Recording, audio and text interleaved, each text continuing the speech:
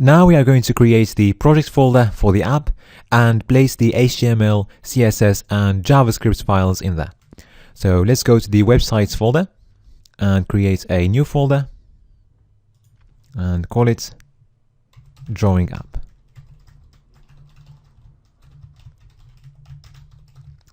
So we're going to be using jQuery, jQuery UI,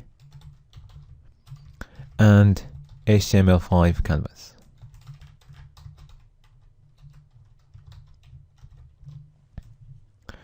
Okay, so we're going to open this folder using brackets.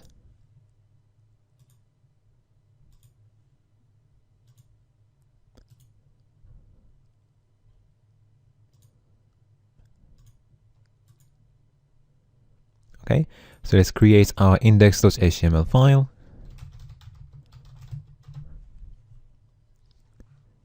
So we're going to use a basic HTML template. Okay, let's change the title to Drawing App. Okay, now let's create a CSS file and call it styling.css, where we're going to be placing the decoration of our website.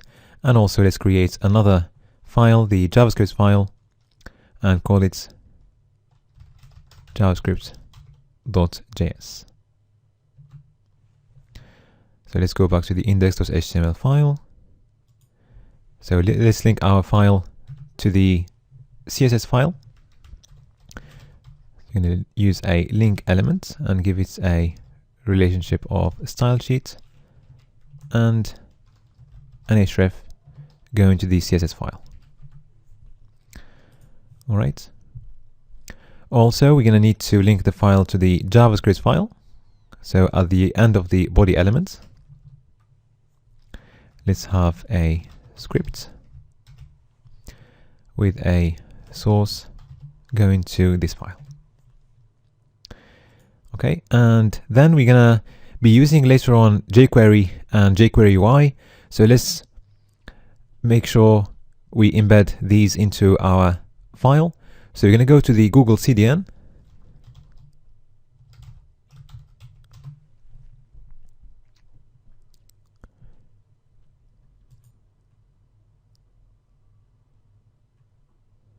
Okay, so let's go to jQuery first, and let's get jQuery from there.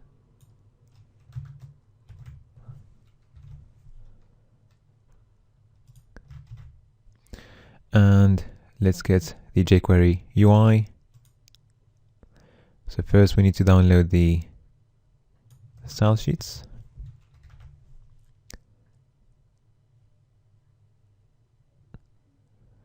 So we're gonna have a link in the head elements, okay?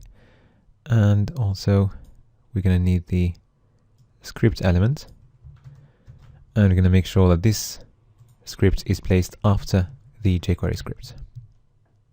Okay, so now let's save. Okay, now let's start building the skeleton of the app and decorate it.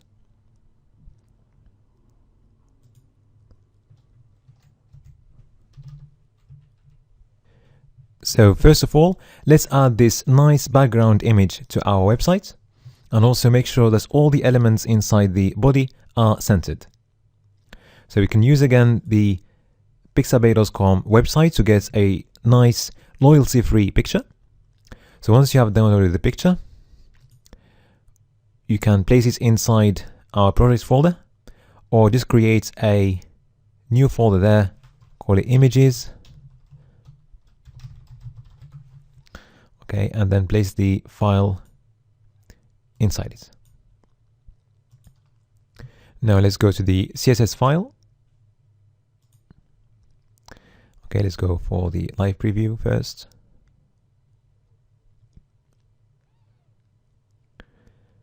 Okay, so you're going to be accessing the body elements. So we are going to center all elements and add background image. So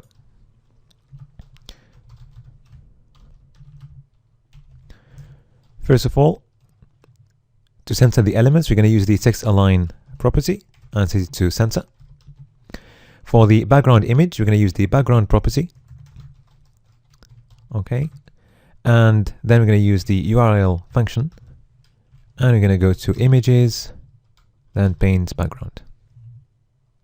Now we need to center this image using the values center and center. And also we're going to fix it so that it doesn't move when we scroll down or up. Also, to make sure that the image spreads across the whole screen, we're going to use the background size property that we're going to set to cover. Okay. Now let's move to the title. So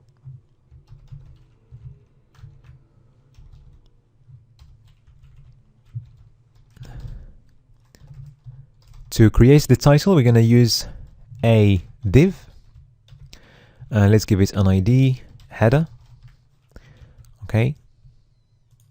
And let's place some text in there, drawing up. All right. So here is our title. Now let's style it.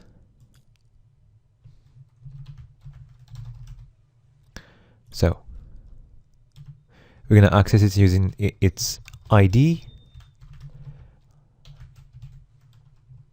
And we're going to start first by setting this nice background color using some linear gradients. Okay, so we're going to use the background property, and then we're going to use the linear gradient function as we've done before. So you must be familiar with this function by now. So I'm going to use a couple of colors. So we're going to start from white and then go to blue. Okay.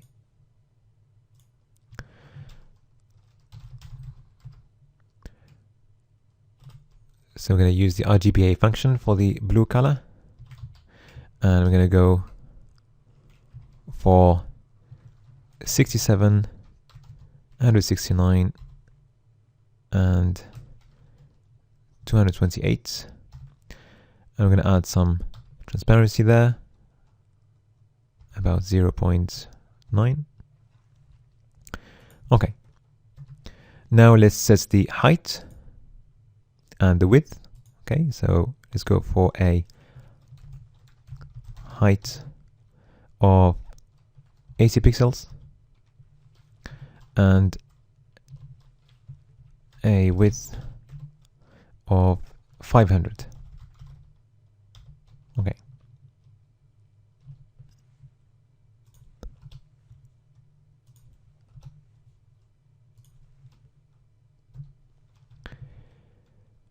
Now let's make sure that our title is centered. So we're going to use the margin property and set that to 10 pixels for the top and bottom sides and auto for the left and hand sides. And now it's going to be centered. All right. Now let's change the font size, make it bigger. So we're going to go for 3 EM. And also let's change the color to a white color.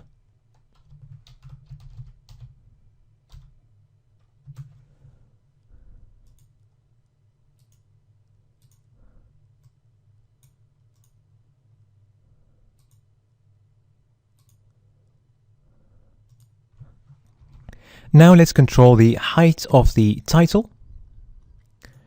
Okay. So to do that, we're going to use the line height property. So if we set that to 0 pixel, the line is going to be around the top border. So if we increase that, then we're going to start moving away from the top border. Okay, so we're moving down. And if we keep increasing, 80 pixels looks fine. All right. Just for cross-browser compatibility, we will need to duplicate the background line since we're using the linear gradient function. Okay, and just add -sign WebKit for the WebKit browsers, Chrome and Safari, and then -sign Moz, -sign for Firefox, and then -sign O, -sign for Opera, and then -sign MS, -sign for Internet Explorer. Now let's move to the other elements. So first we're going to create the color inputs and the line thickness input using a slider. So what we're going to do, we're going to create a div and then place all these inputs inside the div. So we're going to limit the width of the div, okay, using a class we're going to define in a bit. So let's go back to the index.html file. Okay, so now we are looking at inputs. So let's create our div. So we're going to give it a class for styling.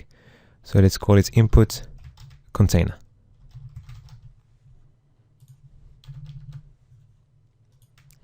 Okay.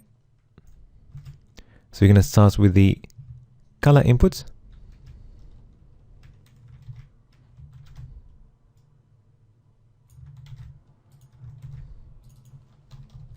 So to create a color input, it's quite simple. It's an input of type color.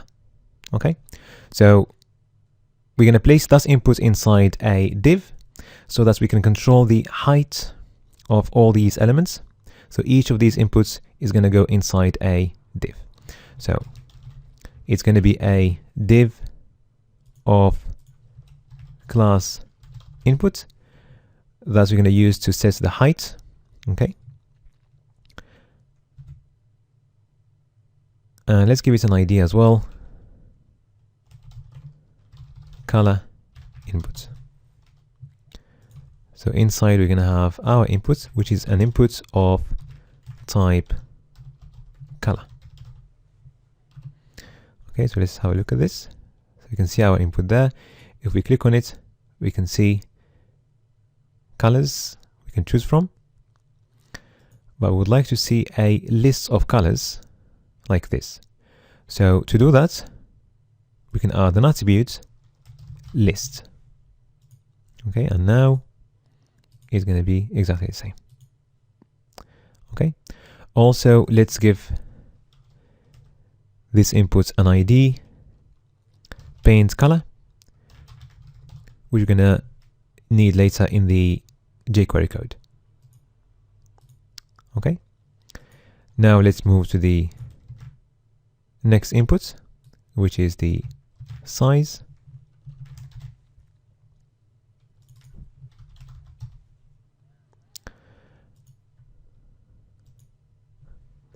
So first of all, we are going to create a circle like that, okay, and then we're going to move to the slider. So the circle is going to be inside a div.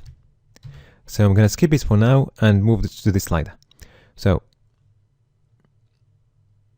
to create the slider, we're just going to have another div of class inputs. Okay, and inside we're going to have another div, and let's give it an ID slider. So we're going to use this ID in the jQuery code to create our slider. So let's go ahead and do that.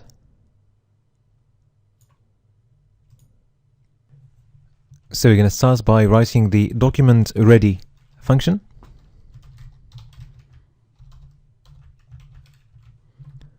Okay. And then we are going to access the element of ID slider and then use the method slider.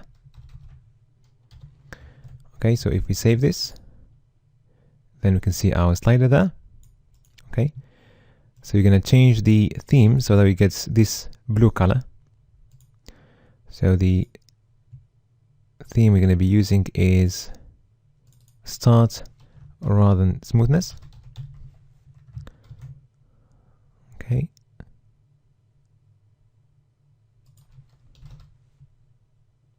Okay, that looks better.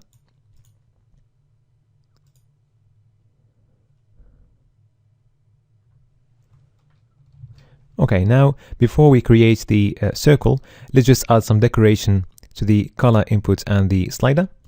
So we're going to go to the CSS file,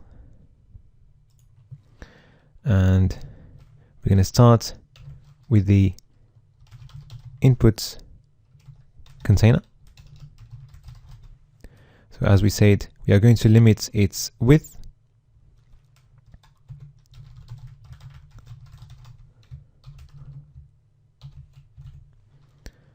to 200 pixels. And also we are going to center it using the margin property, and we're going to set that to 0 and auto. Alright, now we're going to move to the input class, which is the container of each of these elements. So we're going to access it using its or the class inputs.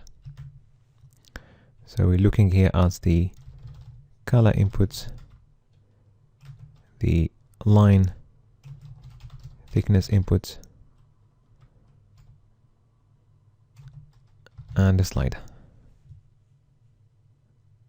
So the line thickness is going to be the circle there.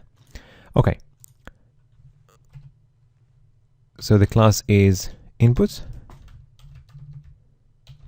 So we're going to change the height, okay, and let's set that to 30 pixels.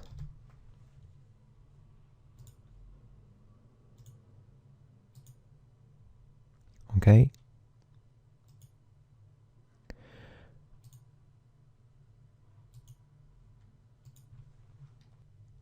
Also, you will notice that the slider handle is slightly bigger in the final app. Okay, so to make it bigger, we can just set the font size. So if you go for 1.3 EM, then the handle becomes bigger. Okay.